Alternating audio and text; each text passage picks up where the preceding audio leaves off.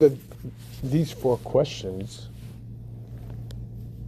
who is wise, who is strong, who is rich, and who is honorable, correspond to the four letters of Hashem's name.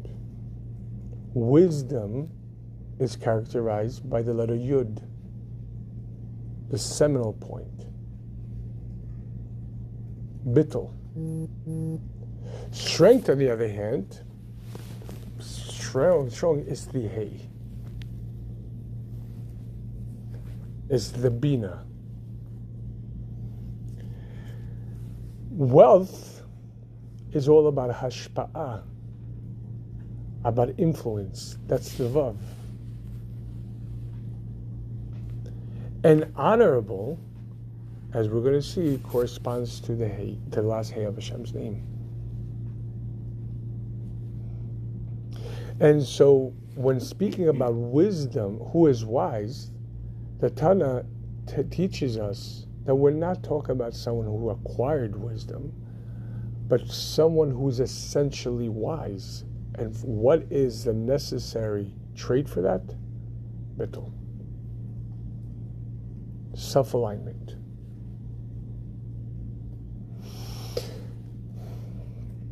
Who is strong? Hakovesh et Yisro, someone who subdues his inclination. Again, point number one, his own inclination. Whereas the rest of the world marks strength relative to someone else's weakness. But as the previous Rebbe taught, we do not take pride in what the other side doesn't have. We take pride in what we do have. In other words, the pride is not relative to those who are not on that level, or who haven't achieved, or even if they have. If I would need to win, and my ambition is to win because previously they're strong, and I want to break the record. Meaning I'm subduing their inclination. Their inclination, their drivers are now subdued in relative to where I'm standing. And you see that. You see this in the world, in the way that it comes out in the world, could be in a toxic way, that in argument, instead of proving my point, most people focus on subduing the other person, character assassination, putting them down. So I will remain standing the valiant, the strong one.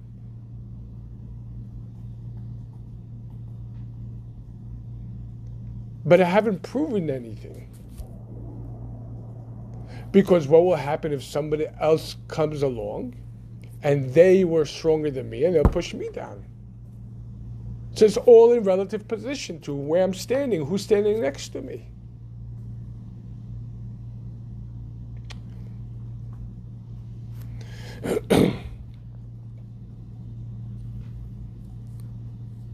Where does envy and jealousy come from?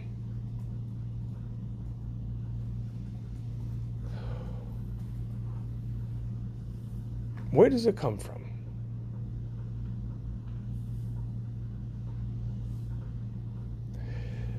It comes from the insecurity that emanates from not being in touch with your true self, with your godly self. And then when you're not in touch with that, then the definitions of strength, of wisdom and strength, etc., are all externally based. So if someone could outdo me, it makes me envious. What's the first of the 10 Commandments? I'm God your Lord who took you out of Egypt from the house of bondage. What's the last commandment? Don't be envious of your neighbors, etc., etc. What's the issue of being envious? So as we said before, Sefer Yetzirah, the book of creation, it's one of the most seminal books of Kabbalah. that was given to Adam, the first man, and Adam transmitting that book to Avraham. It's the book of Shir Kabbalah, the book of creation. One of the teachings in the book of creation, Na'ut Sofan Betchilatan, the end is wedged into the beginning. Where do you see the beginning ultimately expressed? In the end result. Where do you see where the ambition within the person actually originated, but by what it accomplishes once it comes out? What is the end? Because technically nothing is the end. The end result. Over here is the end result. Maaseh b'poel. So what is the first of the 10 commandments? I'm God your Lord. What's the last? Don't be envious. Na'ut sofam betchilatan. The end is wedged into the beginning. So the end commandment reveals ultimately the first commandment. Why shouldn't I be envious? Well, because the first commandment is I'm God your Lord. The verbiage isn't in plural. Ani Hashem Lokeichem, like we say in the Shema, I'm God your Lord, plural to the entire Jewish people. But rather, Anochi Avai Lokecha, Anochi, the essence of God, which as Alter Rebbe explains, is the Kotzer Shel Yud, the crown, the pinnacle of the crown of the Yud. Havaya Yudke Vavke. That's already the name that represents the Sovev Kolam, the light that encompasses all the Lord, but it's all the worlds, and it's too lofty and too intense to be part of this world. It's above time and space. Elokecha, the name Elokim, as we know, is equivalent to the nature. So it begins with the essence of the essence, starts being drawn. Anochi Havaya Elokecha, yours, I'm yours. This transmission is yours. What is it? What is it we learn? If I'm yours, then, as the Rambam explains, what is the mitzvah here? I'm God your Lord. What is Hashem telling us? What's the commandment? All the other ones, don't worship idols, don't use my name in vain, honor and guard the Shabbat. Each other one of the commandments, the dibrot, the sayings, each one is indicating a mitzvah. What's the mitzvah in the first? Rambam, based on the Zohar, understands this. It's an invitation to get to know God. Get to know me. I'm yours. Get to know me. And that will take you out of your Egypt. The more you know God, the less you're restricted by the world, by your own personal world. And how do you know God? Well, there is two modalities, as we spoke about in previous class. And all your deeds shall be for the sake of heaven. And that indicates to observe the mitzvot that God gave us. God says Shabbat. God says kosher. God says tefillin for a man, Shabbat candles, and so on and so forth. In other words, that which Hashem indicates from above to below, well, that's one way of getting to know God. But then there's another modality. In all your mannerisms, you should get to know Him. Your personal mannerisms. In other words, from below to above.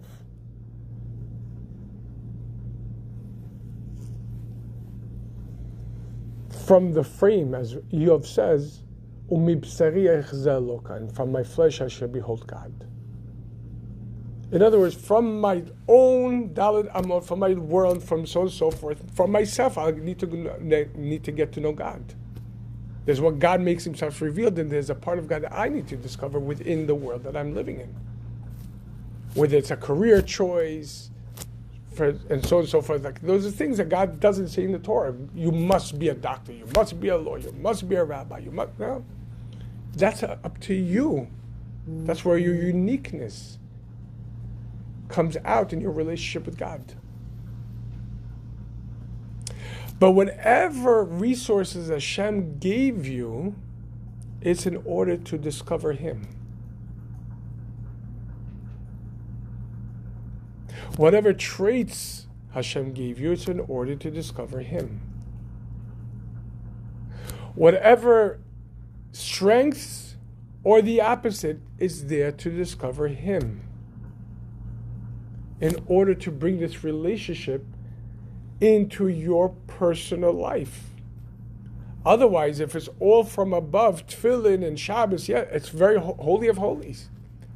But it's still not the human being. It's what God told us. And that's us being obedient. But then after the obedience, there has to be the how does that reveal within myself? For that reason, there's no room for envy. There's no room for jealousy. Because whatever strengths, abilities, talents, resources, financial resources Hashem endows me, that's how that's the framework from which I need to serve and get to know God and establish a holistic relationship with God. The fact that God gave someone else what God gave them, that means that's what God gave them to get to know Him, to serve Him, to establish a relationship with Him. What he needs or she needs is not what I need. And therefore, where's there room for jealousy? Where's there room for envy? Baruch Hashem, be happy that this is what God gave them, that's what they need.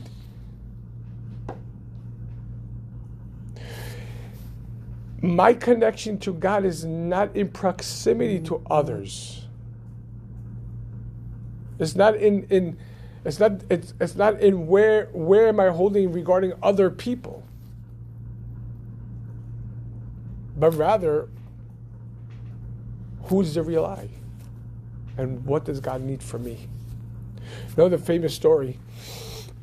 There's a yeshiva in Yerushalayim, very, very prestigious yeshiva, with a very prestigious Rav. Once the Rav, it was a Lithuanian yeshiva, and once the Rav gave a shmooze. Over there in the yeshiva, they call the shmooze, a talk. And the Rav drove the point over and over, all of you, to the students, you're talking about 20-year-olds, 20, whatever, all of you are meant to be Torah scholars. You're meant to learn and be Torah scholars. And after the shmooze, one of the students approached the rabbi, and says, Rabbi, I would love to learn, but while everyone else is learning pages and pages of Talmud every day, I could barely scrape together 3 or 4 lines. My brain is dense. If Hashem wanted me to be a Torah scholar, why would He give me a dense mind? The rabbi tells him, break your head. Eventually you'll succeed. He says, Rabbi, but that's exactly the issue. It's not a day or a week or a year of my life. This is my entire life. I struggle with learning. It's not that I don't want to. Just my mind doesn't work that way. So how is it fair that if Hashem wants me to be a Torah scholar, that He would give me such a dense mind? The rabbi didn't know what to answer him. So one of the other students, who today is a senior Chabad emissary, but back then he wasn't yet in Chabad, but he already started getting connected. So one of the other students heard the plight of his friend, And he said, look, there's a Lubavitcher Rebbe in Crown Heights. You could write to him and ask him for advice, ask him for a blessing. So the student proceeded to write a letter with this, indicating the same exact question. Recently, I know that I'm meant to be a Torah scholar, but Hashem gave me a dense mind. And I don't understand, if Hashem wants me to be a Torah scholar, why would Hashem give me a dense mind? And the Rebbe responded back, I'm taken aback by the question. For where in the entire Torah does it teach, does it indicate, does it instruct, does it command for a person to be a Torah scholar? It doesn't. Rather, as it teaches in the end of Tractate Kiddushin in the Talmud, I was created to serve my master.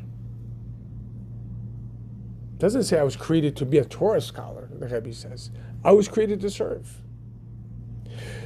The Rebbe continues, some people serve with pages and pages, and some people serve with lines. It's your service. Not in proximity to everyone else. It's to you. If you're able to only do 2 lines, and that's your ability, and that's your struggle, then that's your service to God. The trade is serving.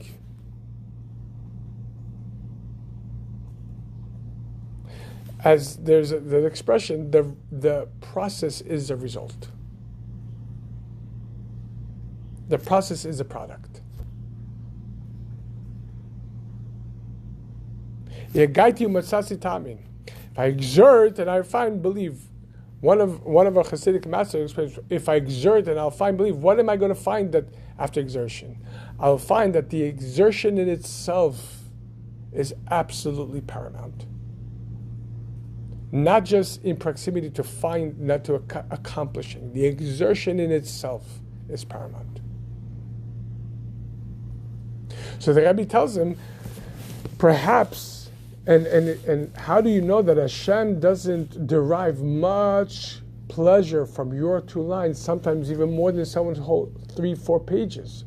If it comes natural to them without any exertion, and your 2 lines come with much exertion, then how do you know that Hashem is not deriving more pleasure from this service?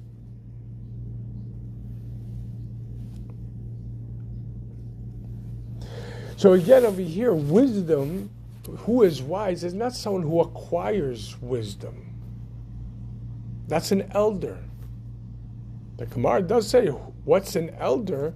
Azakein, someone who acquired wisdom, made wisdom his own. But here we're not talking about who's an elder. We're talking about who's wise. And this is an innate feat. It comes from bittul, from nullification, from the attribute of wisdom within the neshama.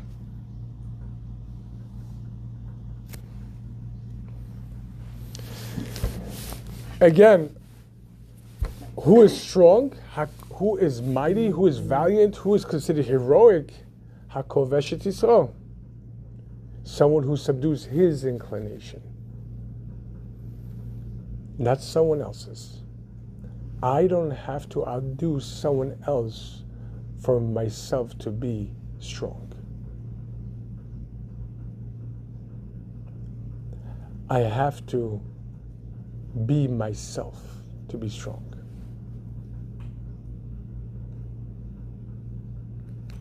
In other words, it's not if I was able to subdue someone else and that in relative proximity, now I'm the strong one, now I'm the champion of the world.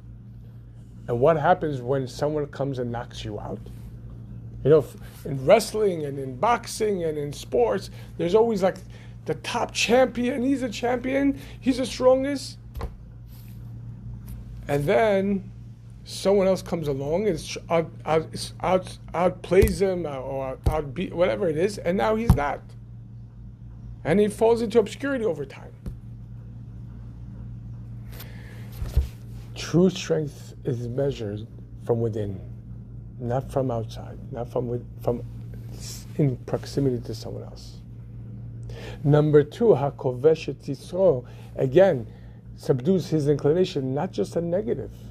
Any inclination, any drivers, you must make sure that it's tapered.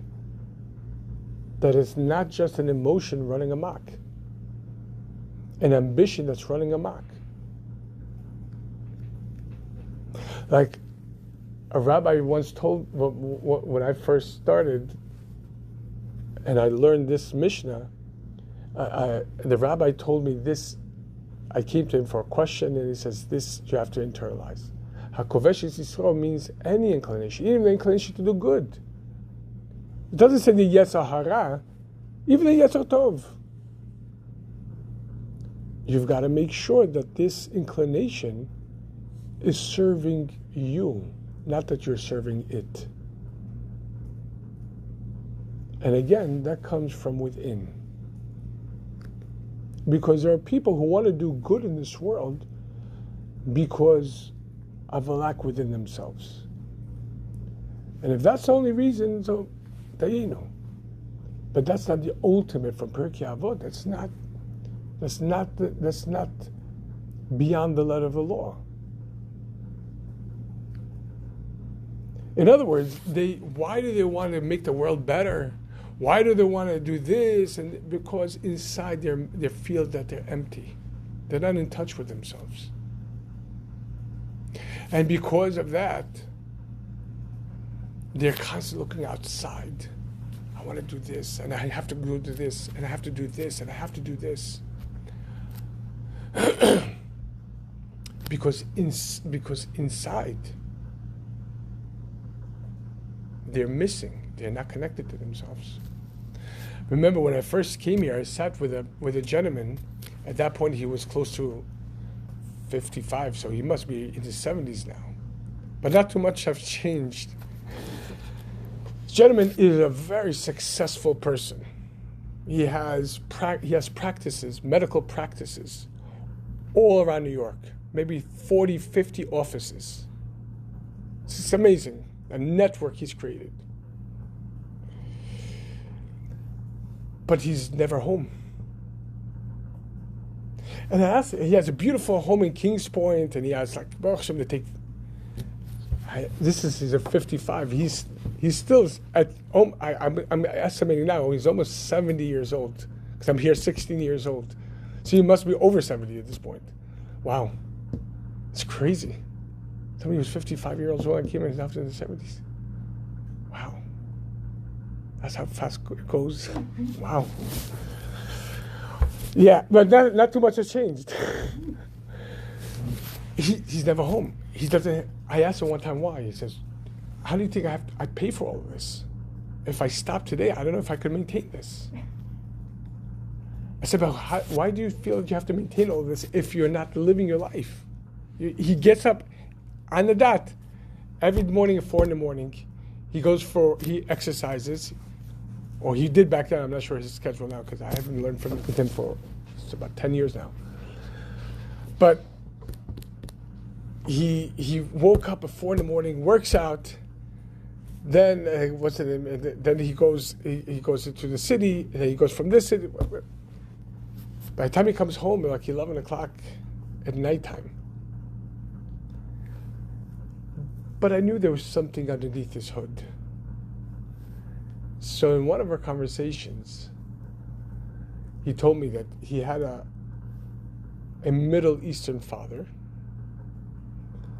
and a Middle Eastern mother from the Persian persuasion. Middle Eastern parents, I think all parents are like this, because I had Russian parents, and it's not so different. He told me he remembers as young as 4 years old or 5 years old, he was sitting and his father comes home, himself working nonstop. He's sitting, he's playing some game, I don't know. But his father looks at him and says, "Why are you sitting like that? Why are you wasting your time?" Now, mind you, this is a 4-year-old. Why are you so busy all the time? Why are you playing a game? Why are you you're wasting your time? He says, what should I do? He says, "Go clean up." Other times he would tell him, "Go take a book, learn." There was never a time, he tells me, when my father looked at me and said, "You're good." There was always, "Why aren't you doing? Why are you wasting your time? Why are you not being productive," quote unquote. What did he learn? That in order to get father's approval, you can't sit. You can't be playing when father's here. In order to get dad's love, it's a father who never said, "I love you."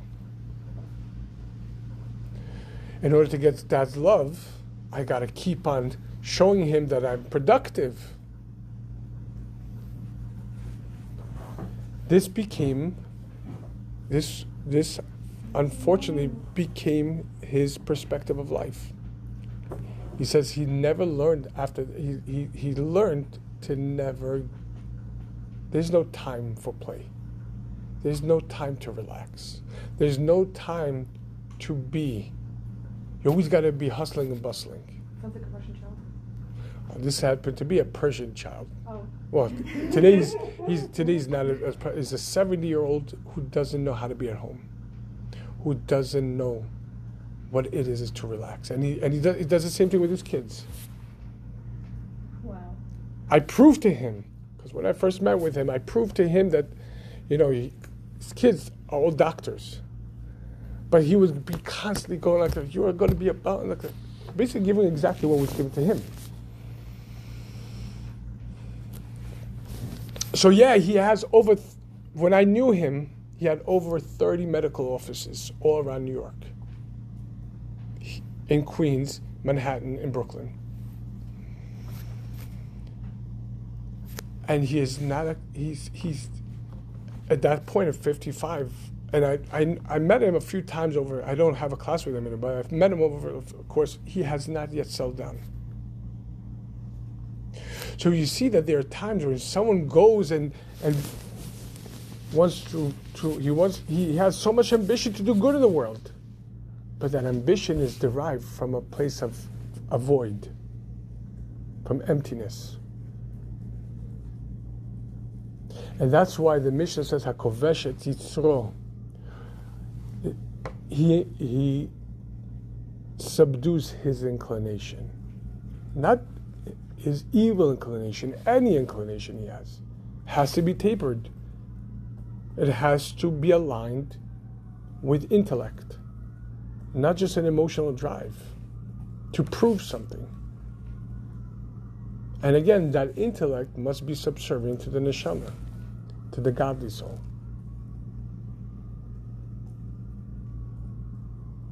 Is it a substitute even? Yeah, that's what we said. Yeah, that's exactly what it is. So, and that's the danger of that. That even though learning and growing and achieving is a great thing, and a human being, as it says in Sefer Yov, a human being is here to toil. Adam la'amol yulad, a human being is born to toil. Your entire life is toiling. But the question is, what's your life that you're toiling? People could be mining, you could be running towards it, as is a very famous Maisa with Rabbi Osher that he had a certain congregant that every morning he would daven so quickly, but then he would run very quickly. So once Rabbi Osher asked him, "Where are you running to?" He says, "I'm running to make a parnasah. I'm running to make an income." And the Rebbe looked at him and says, how do you know you're running towards making an income? How do you know you're not running away from running an income by doing this? You're running, but how do you know you're running towards the right direction? Yeah, you've covered a lot of ground, but how do you know you're going the right direction? What's your indication? Because unfortunately, we all hear 10 years elapsed, 20, 30 years, and at a certain point, a person comes to a conclusion, could have, should have, would have. And that's tragic. When you realize I was running, and running towards what? To accomplish what? For whom? You think most people, what motivates them? If I don't perform, my boss is going to do this. If I don't perform this, and in other words, it's all an animal soul thing. It's all an ego thing. Look at Lahavdil, the Rebbe.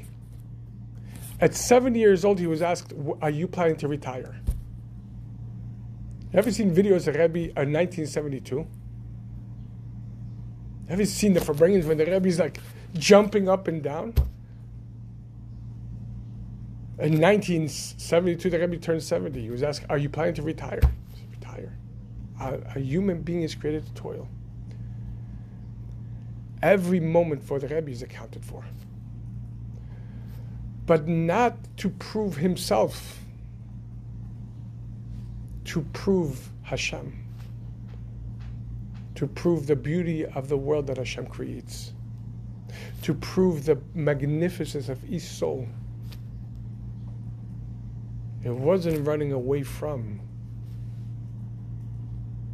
is advancing towards. Is that why you have some people who are extremely wealthy, but they feel completely empty inside? Yeah, that's what we said before. That's exactly what we said. That wealth and that ambition, but where did it come from? And then the question is, what is it doing in your life? What value does it have in your life? In other words, it's to prove to yourself that you're good, and that's what happens. Because there's something missing from childhood, the person will inevitably spend the rest of their adult life trying to compensate for that. And it's always going to be in relative terms for where others. So if this one's succeeding, this one, and I'm not, then there's something wrong. I want to push this person down. I want to be the number one. I want to be the number one employee, salesman, or this. I want to be the one. And what does the world give you? A trophy? A picture, employee of the month? A bonus? And that's your indication if you did good? That's the indication of an entire year of life. I got a name and a badge, and now I'm on the top. But as soon as someone else scales next to me, I get nervous. Oh, I'm not the top anymore. I'm not. I get angry. This is life. What happens is then you start to question your self-worth, right? When somebody No, you don't. Most people don't even ask a question. It becomes your life. The anxiety is itself. It's not even and that's the issue. You're not even aware of it. So Hakovesh Yitzro means that he is subduing his inclination, not someone else's inclination. I don't have to be better than someone else. I don't have to put them down to reveal my inner strength. But it's not only for strength. You subdue your inclination in even daily matters, just in even non-consequential matters. It's constant you do that. Right. And you don't even realize you're doing that. That requires strength. That's, yeah. Okay. It's what that you're saying, it just I can apply it with so many people I know. It's just mind-blowing. Let's take this a step further. I was sitting with somebody last night.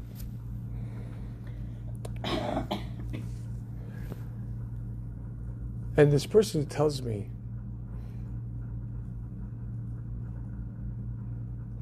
we're talking about in their marriage and in their social standing, their career standing, where they feel they're very strong. And indeed, you see that they're very strong in this, what they're accomplishing and so on and so forth. But then there are points where they feel absolutely defeated. They just shut down immediately. We spoke about where it came from in their childhood and so on and so forth. But often we pride ourselves on strengths. You notice most people, when they speak about their strengths, well, many times also supplicate, but I also have these weaknesses. Don't think I'm perfect.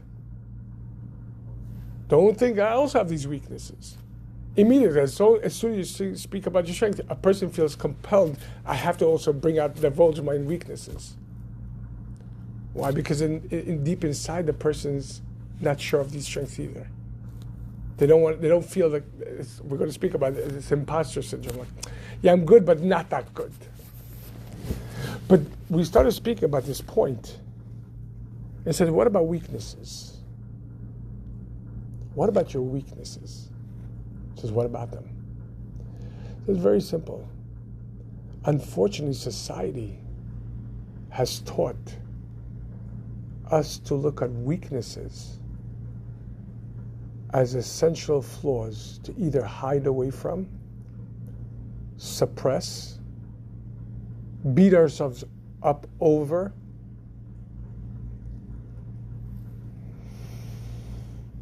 where in reality, Hashem, as we said before, I'm God your Lord, who took you out of Egypt from the house of bondage. Yours, individually. Get to know me. Everything you have is from me. I'm yours. Your world, your parents, your siblings, your strengths, and your weaknesses. No one checks boxes before they come. Okay, give me this model, the luxury model, this model. Nobody. You're giving this from Hashem. It's your mission. So many times we're quick to say, Baruch Hashem, look at my strength. Hashem give me an excellent recall or amazing oratory skills, or I know how to go and move and shake in business, or whatever it is. But what about your weaknesses? Oh no, is that self-imposed? No. Your weaknesses are just as much as a gift from God, if not even greater gift in your strengths. Because your strengths are overt good.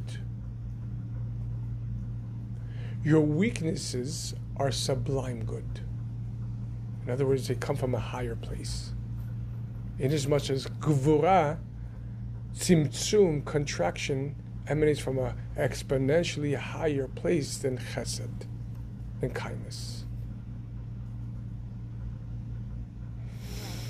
Like we said, the woman emanates from a higher place from a man, because woman's gvura and the man is chesed.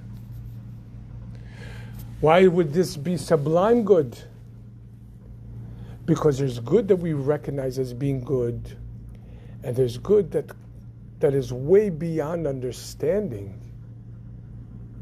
beyond the emotional aptitude of goodness.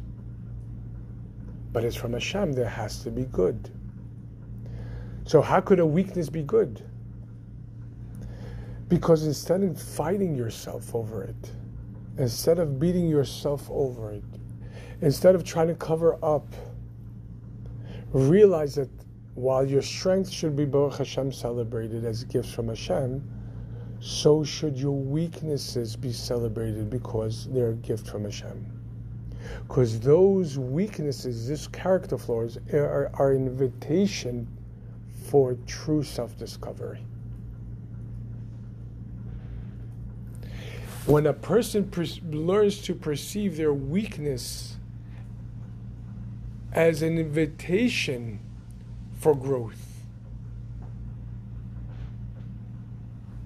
if this is the flaw that God gave me, God doesn't create flaws in this world. It doesn't create brokenness in this world. God gave you a way a portal upwards that's beyond convention. The Talmud says,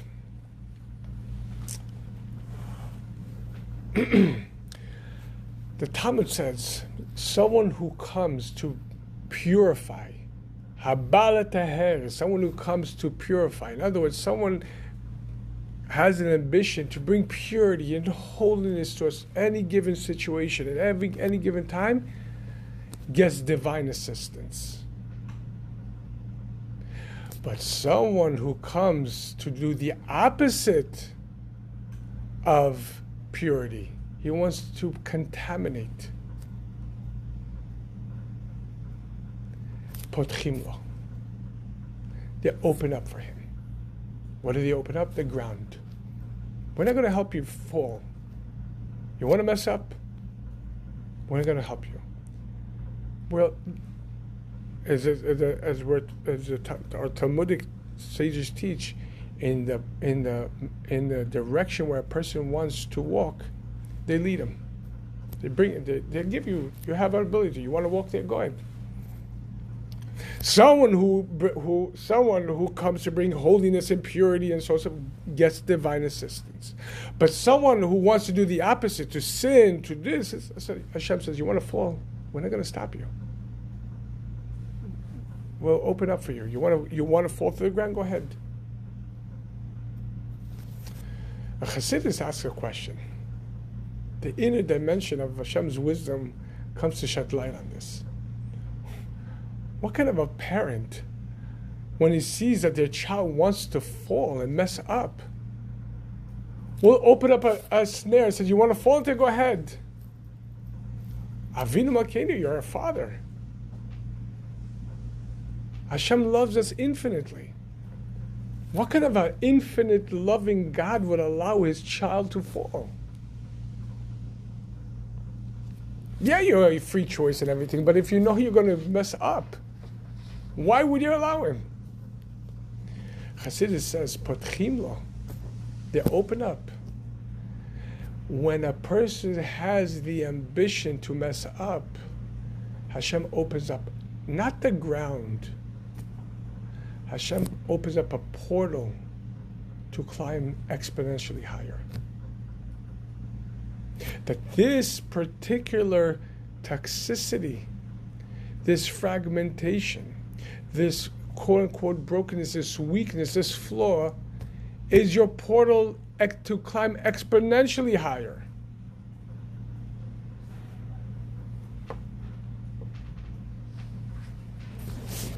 Quick question. Weakness is an invitation for growth. Is there a step 1, step 2, step 3 that you can give to end up on the other? So step 1 is maybe identify the weakness. This is what we're looking. This is exactly what this is what this mission is teaching us. So step number 1, Hakovesh et Yisrael, we said. You subdue your inclination. Your working self-work is self-work. It's not about what the other person is saying or doing or not doing. You want to become better, become better. Someone came to the Rebbe once and complained, Rebbe, I have ego issues. I think I'm better than everyone. I learn better. I daven better than anyone. I give more tzedakah than everybody. When the Rebbe, what people would say, Not me. Thank it's God. the conventional way says, who do you think you are? You think you're better? Come on. Put your ego away. But the Rebbe always teaches. Speak to the Yetzer Hara in the way that the Yetzer Hara understands.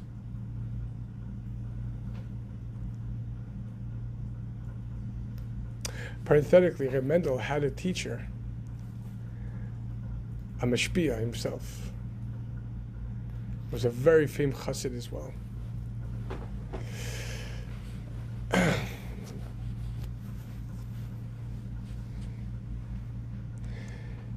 And in Farbrengens, sometimes this rabbi would use choice words in Russian. And Reb Mendel once asked, Rabbi, how could you speak like that? He says sometimes when you talk to the animal and it doesn't understand, you have to speak to the animal and it's words that they don't understand. You speak to the animal about Atzilus. Don't you want Atzilus? Don't you want this? It's like speaking to a cow about Chassidus. Go to the farm and look at a cow and says, do you know this? Simpson and that. And so it looks at you. It keeps on chewing its cud. Sometimes you need to speak the animal according to its... Where were we? The two. The weakness is your portal to climb the fort. Oh no, that's where we were. So he comes to the Rebbe and says to the Rebbe, I think I'm better than everyone. I have such an ego. I in my mind, I'm the best learner. I learn better than everyone. And what did the Rebbe say to him? Okay, utilize that. Don't fight with it. That's your portal up.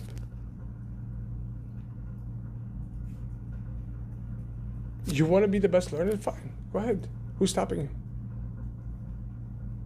You want to be the best davener? Go ahead. Be it. Who's stopping you? You want to give the most about tzedakah? Okay, go ahead. Who's stopping you? You know, this is a you thing. It's not in proximity to someone else. You want to be the best? But go ahead. Be the best you can. Don't fight with this weakness. Utilize it. It's not in proximity to anybody else. This is you. Be the best. But instead of that, the Rebbe tells him, once the Yetzer Hara realizes that you're utilizing it to serve Hashem, it will immediately release its claws from you.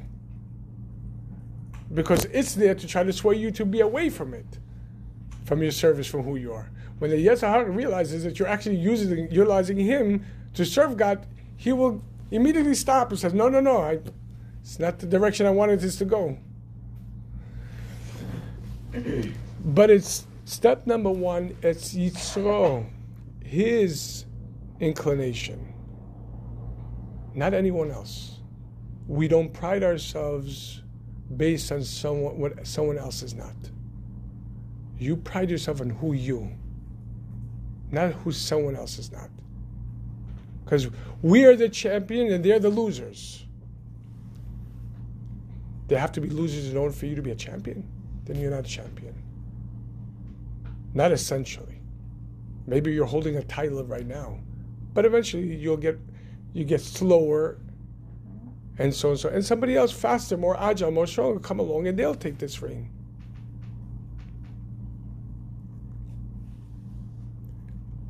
Strength is not in proximity to someone else. It's who you.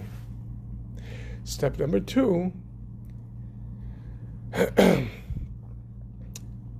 his inclination, not the Yetzer Hara, not the evil inclination. All inclination have to be subdued to make sure that they're matching the internal intention.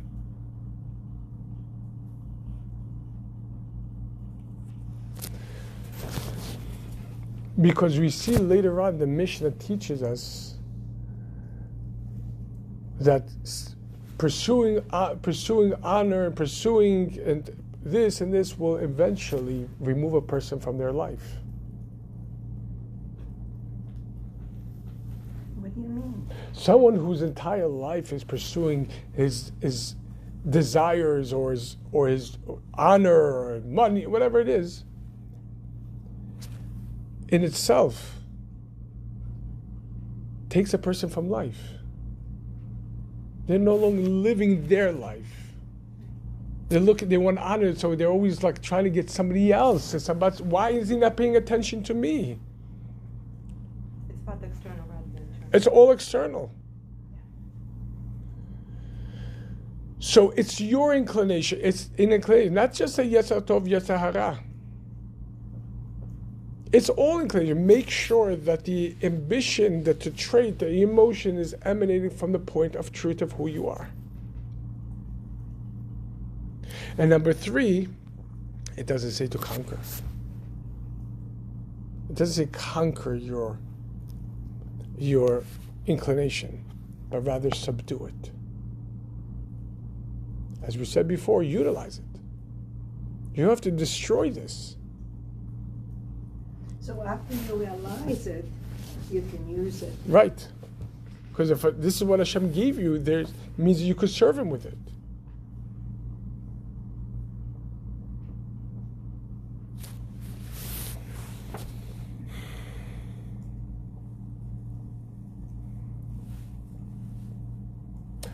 Let's move forward. Next question. Who is rich?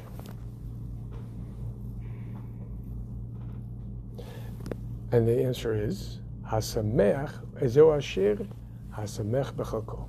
Who is rich? Someone who is happy with their portion.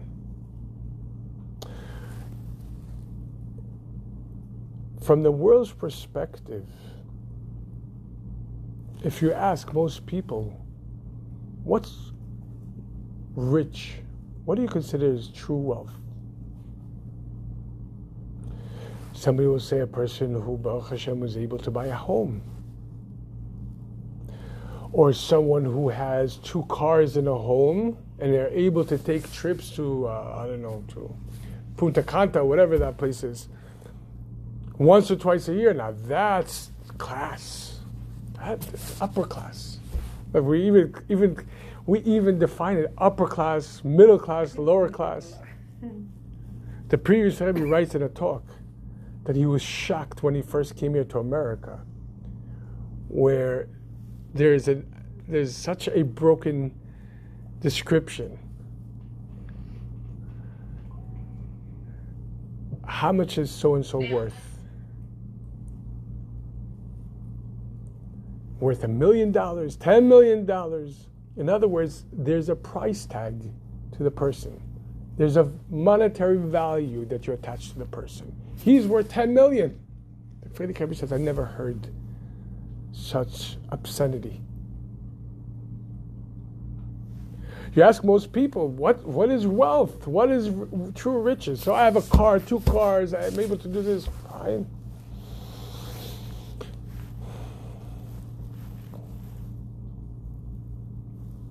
It's all function-based, based on how much money I have, what I'm allowed to do in my life.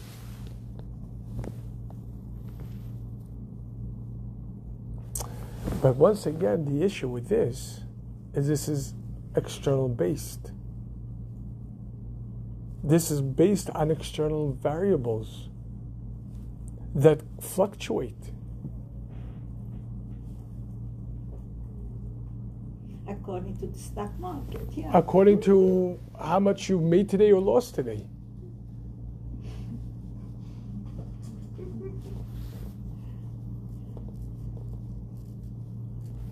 Because if today he had, and we see these lists all the time come out, this so-and-so has just lost his first place in being the richest person, so now he doesn't have $100 trillion, now he has $999 billion. In other words, that fluctuates. And while it indicates external wealth, it certainly doesn't indicate one's true self.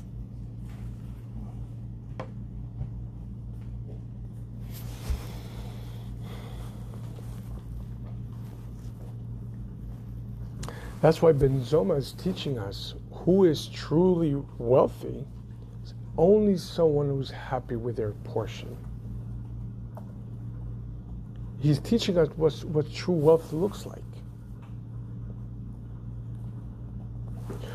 What is true wealth in its ultimate sense what allows a person to feel wealthy? Well, when you think about it, from the world's perspective, wealth is determined by how much you have versus how much you don't have.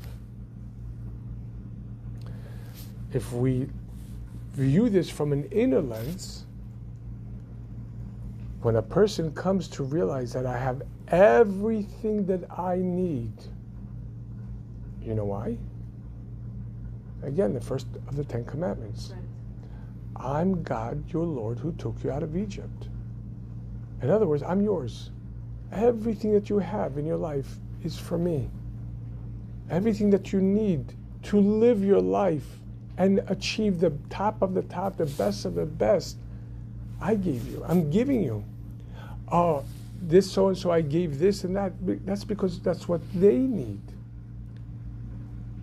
With the resources that I give them, they need to serve me. But your service and their service is different.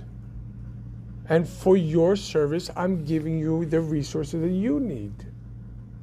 And that's, again, going back to the beginning of the class, that's why the last of the 10 Commandments is don't be jealous. Don't be envious. Why? Because envy comes from a place where there's no God. Why? Because, well, how come he has 10 million and I? There's no God.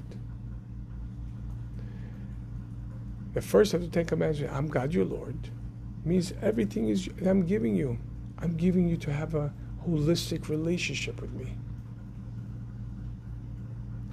Anything else would be not just superfluous or redundant. Anything else might cause downright toxicity in you.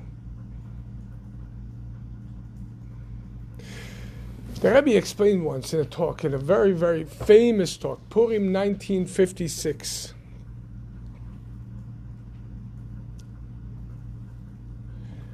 The Rebbe brought the teaching of the third Lubavitch Rebbe, Rabbi Menachem Mendel, that actually lived in Lubavitch, known as the Tzemach Tzedek, and his famous works called the Tzemach Tzedek. The Tzemach Tzedek taught that money and financial welfare is akin to clothing. A person could have the best material clothing, silk and the finest Egyptian wool or whatever. I don't know what they make their clothing out of. But it could be the best of the best. But it has to match the measurement of the person. Too long, too much. You would think more of this material is so precious, the more I have, the better it is. He says, no. If it's too long for your arms, it's going to cover your arms, or too long for your feet, not only is it not good, it's going to make you stumble. It's going to impede you from being able to deal with the world. Too narrow, too restrictive, that's also not good. That's also going to impede you. Rather, the clothing have to be to the exact measurement. The Tzemach Tzedek explains, and the Rebbe brought this in for bringing, that money is like clothing. Of course, everybody wants more. It's the animal soul. It could be your godly soul, but you have to know that. That's exactly what he's saying. More for what? Why do you need more? A lot of people say, well, if I have $1 million, and sometimes they get it. And what's the result of it? Did their life improve? Often not. It says more money, more problems. In other words, you see, what are the result of those lottery winners? You would think we are struggling financially. If we just could have money, our life's issues are going to be solved. No more issues. You give that money. And if they thought they had issues before, They miss the good old days where they had no money. When the simplicity of life. The Rebbe explains that the trials and tribulations of being rich are much harder than trials and tribulations of being poor. Much harder. It's so much easier to lose if it's not streaming from a point of truth. And so when you ask most of the Western world, how do you determine if somebody's rich? You said, well, just look at their bank account. The more zeros they have after the one, the richer they are. But again, that's all in proximity to someone else. And what if all of a sudden the currency changes? And what if the stock market, God forbid, crashes? All that money's gone and they're no longer rich. But Ben Zoma's teaching is who is rich? Someone who's happy with their lot, with their portion. It's not externally based, it's inner oriented. Huh? Well, there's no question about that. But here we're not asking who has gratitude. So how do you determine money, wealth? As we spoke about in the introductory class to this, somebody said that when the answer and the questions don't match, it begins with asking who's rich, but then says who's happy with his portion. A person who's happy with their portion, by definition, cannot be rich. If I have $100 and I'm happy with my portion, does that make me rich? No, it makes me happy with $100. And we learn the legality of it, right? Someone who wants to marry, and in the laws of condition, like when the person stipulates a condition in the marriage, I hereby betroth you, based that I'm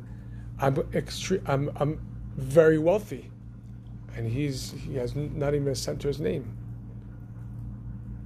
or maybe he has 2 cents and he's happy with his cents. He's content with his cents. Does that mean that he's rich enough to actualize this marriage? No. That condition is not met. So what are we talking about over here?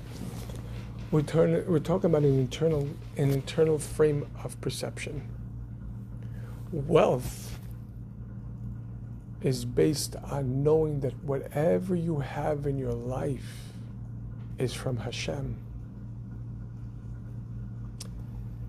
Because the Mishnah doesn't ask who is rich and then answers who's happy with their money. It doesn't say that. The wording is very precise. Who is rich? Who's happy with his portion. Not his money, not his wealth, not in what he owns, with his portion. The portion that God gave him. When a person realizes that whatever I have right now is from God, in order to serve Him, in order to utilize it however it comes. As the Mishnah says, whoever serves God out of poverty is guaranteed to serve God out of wealth. And the converse is also true.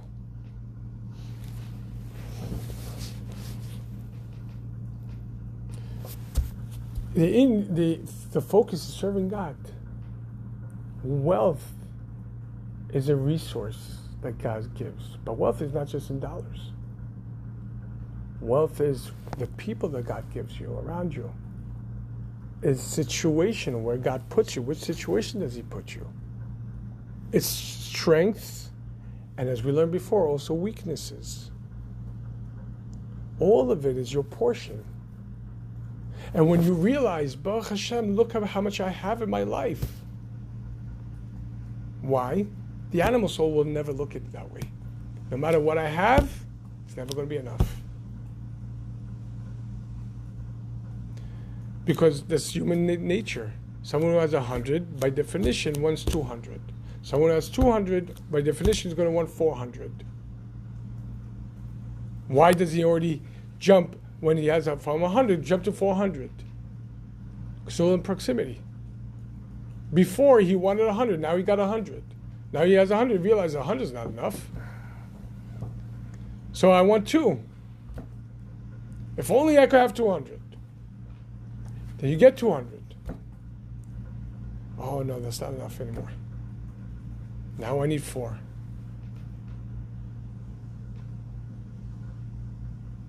There's a teaching. Do you remember the times when you used to say, and think about it, each and every one of us has that.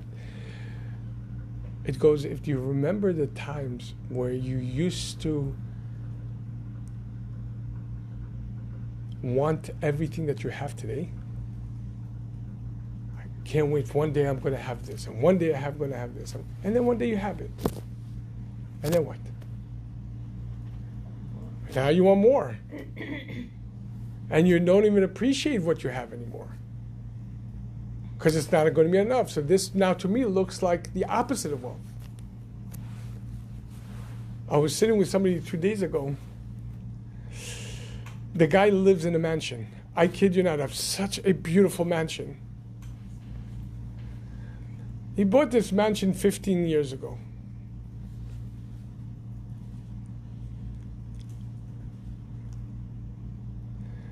And he says to his wife,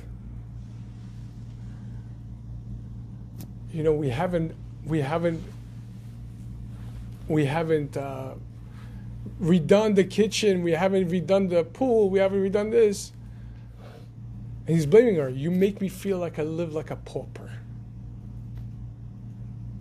Mind you, 60 years ago, this guy lived in a tiny apartment in Queens with rodents and bugs, having to go from restaurant to restaurant asking them to wash their dishes, to volunteer to wash their dishes for some tips. And all of a sudden, I'm living like a pauper. See the dangers of wealth that is external base. It's never going to be enough. And it's going to take the person from actually focusing on what they do have. Again, in order to be wealthy, you cannot be content with what you have ever. If you have $100, that's not wealth. You need to have ambition. But here lies the difference between somebody who's wealthy and somebody who has money. It's the function of the ambition. There are 2 types of ambition, because that's a trait you need to have in order to become wealthy. You gotta want to grow your business. You want to have to grow. Only question is, how does this trait come about? There's an ambition, a holy ambition. Like all emotions are subservient to the intellect. The intellect guides the emotion. I have to make money, which means I have to wake up in the morning, daven to Hashem, to make that channel, to connect my neshama. So when I go out to the world, it's not just making money. It's about seeing the godly opportunities, as we learned before. It's about, as the Tzemach Tzedek once told one of his students, I envy you. I learn and teach about Hashgacha Pratit. You in the market see it. You get to meet so-and-so and speak to him about this life and about how to improve. You share Dvar Torah with him, something you heard in Chassidus. I'm envious. There is a healthy envy called Kina Sofrim.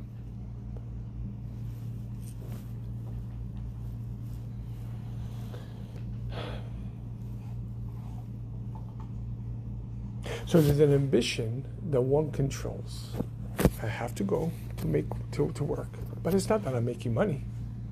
I don't make money. God makes money. Ubikat Hashem itashir.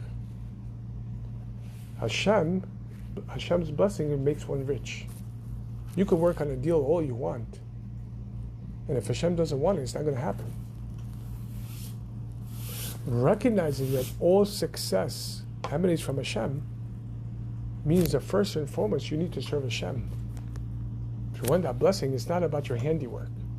Otherwise, you make yourself to be an idol. And that kind of ambition takes a person away from themselves.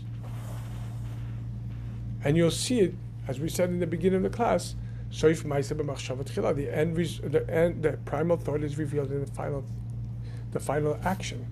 You see that kind of ambition brings a person to be always anxious, always angry, always this, always that. Like, they're not themselves. They don't live their life anymore. That kind of there's an ambition that the person has that they control.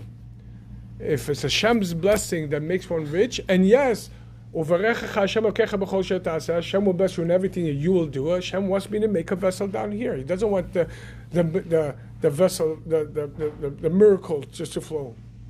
He wants us to make a synergy. We need to make earthly vessels, worldly vessels, in order to draw God's blessing, but it's Hashem's blessing that makes one rich.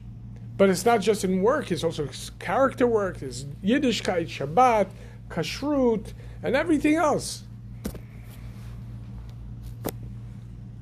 So I know that I need to wake up and daven, learn a little bit on the way to work, listen to a class, or if I have time to open up a book in the morning, 10 minutes, 30 minutes before, to connect to God, to make sure that I see God in everything that happens. I don't lose myself. That whatever I see in the world I can't believe this happened. I can't believe he did it. Because if you have faith in Hashem, if you know it's all true, that God is true, then where's there room for anxiety, for fear? It's all Hashem. This is a healthy ambition. But then there's the unhealthy, the toxic ambition. The ambition that controls the person. This person is always, there's no morning, there's no night. There's always a fear. What if my boss doesn't like it? He's going to cut me off. That's it. Done. Now I'm going to be poor for the rest of my life. My kids are going to be starving. That's it. That self-idol, the idol worship mentality will drive them away from living life. They're never going to be happy with what they have. The people around them won't know that they're happy with them. The life that they have is not going to be sufficient for them. For them, everything always is going to be paled. It's always running after the next opportunity in order to prove that they're rich. They're never going to be happy with their portion. And you know who it's going to show? In their relationships. Their spouse is not going to know that they're important to them. Their kids are not going to know they're important to them. God doesn't know He's important to them. You ask a person, why do you work so? I asked this question. I asked this same gentleman, by the way, that we were speaking about before. I asked him, why do you work so hard? He says, because if I stop working, I won't be able to upkeep all of this. I said, yeah, but why do you work so hard? He said, for my family, for my community. I said, really? How come your family never sees you? When you come home, you're all drained and you're this, and then you don't have time for them. And like you're given the last of your powers, the last of your emotions after you've been bamboozled from the world. You just want to be left alone, and it shows. How come your community doesn't see you? You don't come to minyan, you don't come to farbrengen, you don't come to classes, because you're always busy making a buck. So this is what Rabbi Yitzchak Berditchev meant when he says, how do you know you're running towards making parnasah, not away from it?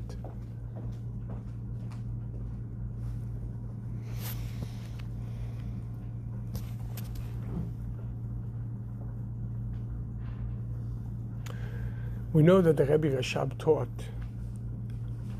that there's a exponential difference between someone who's essentially wealthy and essentially impoverished. What is it? The Gemara says, Ein aniyut ela midat. Wealth and poverty is determined by your mindset, not what you have. It's recognizing your truth.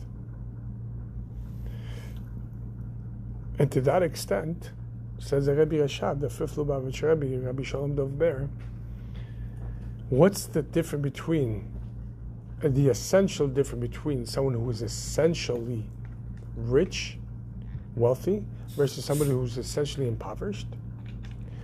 An essentially wealthy person, being that it's a mindset, could have had $10 million and lost 9 million of it, or even 9.5, or even all 10.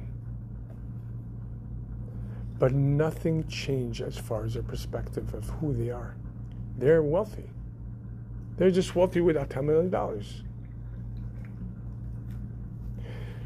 Versus someone who's impoverished, essentially by definition.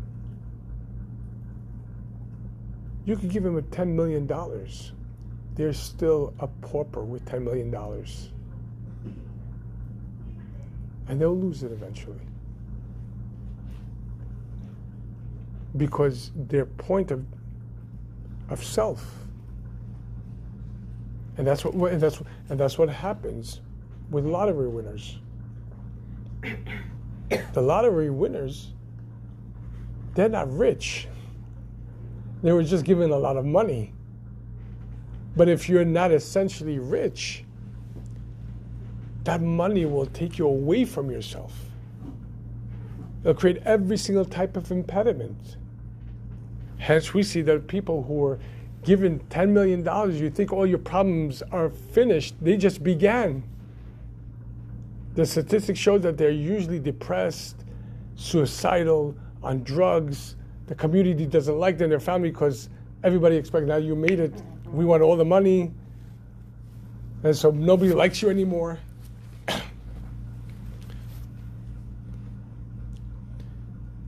It's a mindset. It's an internal point of reference. We'll continue this next time.